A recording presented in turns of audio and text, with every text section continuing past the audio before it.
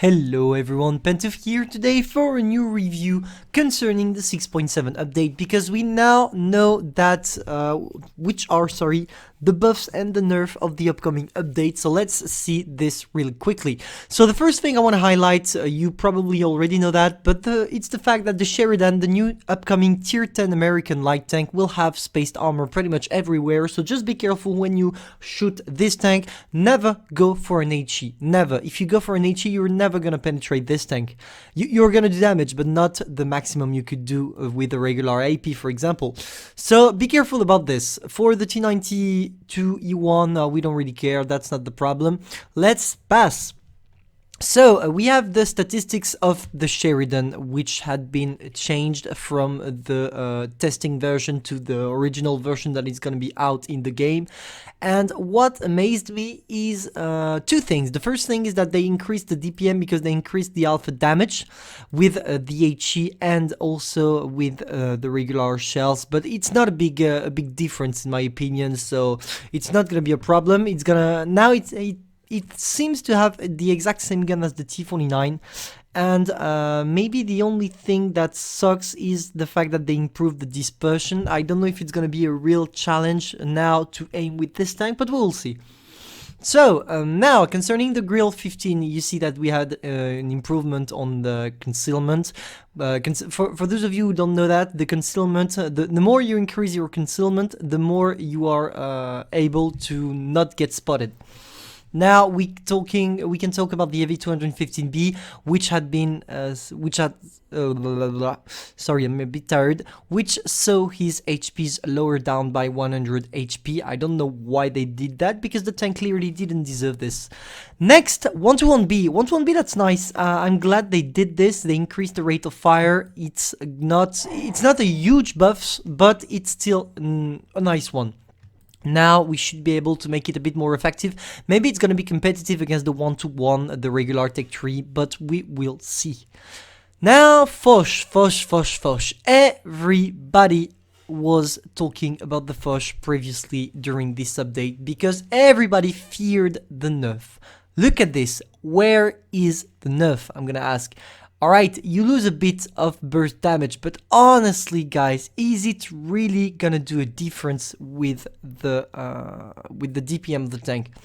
What sucks is the HE damage, which is lowered to 680. That sucks. If I was wargaming, I would have stayed with the 960 regular. I'm sorry about my dog barking.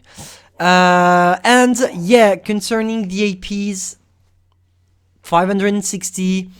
That's gonna do the trick, no problem. It's gonna do the job. Don't worry. I don't think it's gonna be a problem because even if they lowered the DPM, not the DPM, sorry, but the alpha damage, they still increased the rate of fire because your magazine now will reload in less than 15 seconds, which is basically the reload of an E100. So yeah. The Foch is still gonna be effective and is still gonna be relevant, don't worry for that. Standard B, we don't care, that's a tier 9, and for the Progetto, as you can see, they changed, they nerfed it, but they didn't nerf it too hard. The tank is gonna be less mobile, as you can see from the statistics right there, but it's still gonna be competitive. I don't think it should be a problem to be able to do great games with it. Now, let's talk about the upcoming changes of the tier 7 armor for most of the heavies. As you can see, they decided to increase a bit the armor on the T29 for the next update. Same for the T2580, no, BT7 we don't care. Interesting fact for the T22 medium, they decided to make it bigger because probably most of the people are complaining about the fact that the T22 medium is OP. Even if they are right, I mean the tank is so expensive that I think we shouldn't move it. So now yeah, it's gonna be bigger as you can see. Next, same for the IS, which sees his turret armor and all armor increased as well. KV3 same, IS2 same. But IS2 that's interesting because it's only on the turret and not on the hull like the IS. For the Panther as well, But for the Panther, that's interesting because it seems like the armor on the turret is gonna be really bad. So we will see after the update if it's relevant to bounce shots. I don't think that's gonna be the case still, but maybe tier 6. Maybe tier 6 are gonna bounce the turret of the Panther now. We'll see. Tiger 1, oh boy, this Tiger 1, the upcoming Tiger 1 is gonna be great. Look at this. If you angle this part, it's gonna be terrible. We are gonna be able to destroy so much things and bounce so much things with the Tiger 1 in the next update. If they go for this, if it's really what is about to happen to the Tiger 1, I'm gonna enrich mine for sure. Now for the E75, I don't really understand why they did this. Why are the little balls on the sides of the turret being counted in the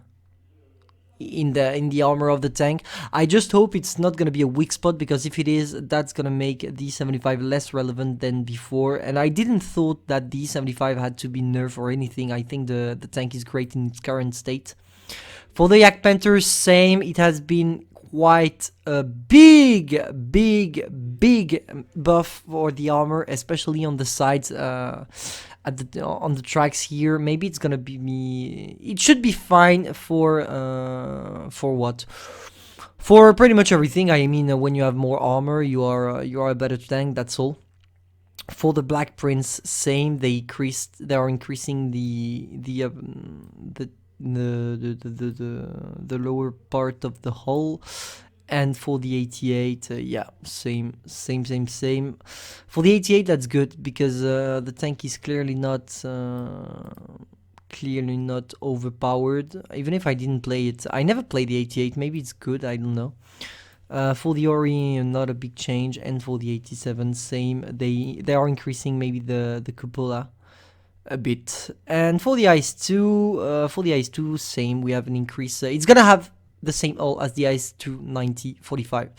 Anyway, that's all for these buffs. I wanted to review them really quickly with you here, in case you don't know about them. If you wanna check them by yourself, feel free to check the site called blitzhangar.com. You have the name right there. And yeah, if you do that, probably you are gonna be able to see all the changes. Still, I want to remind you something, because usually I think it's a bug here, because I see 6.6 and 6.7, and it seems like it's the opposite. I mean, for example, if I go from the 6.6 to the 6.7, it looks like the T29 losing armor, but no, it's a buff. You have to take it from here to know what is coming for the 6.7 update. If I remember correctly, I think that's it. If that's not this, and if someone tells me in the comment that I read it in the wrong way, I will just delete the video and not do it again, because I already give you Blitz Anger. You just can check them by yourself. But I'm quite excited to see what this update will give to the tier 7 matchmaking, because yeah, I think most of the tanks here being buffed are a correct answer to all the overpowered premium tier 7 tanks that Wargaming are putting in the shop, and therefore in the matchmaking. So I hope you enjoyed this little review. I will not stream tonight. And if you want any further informations concerning the update, check Blitzhanger. And I also know a Russian site. I need to find the name, but I totally forgot, because it's written in Russian, so I don't think I'm gonna be able to find you the link. But yeah. Nothing else to say. Hope you enjoyed, and see you tomorrow probably. See ya, guys.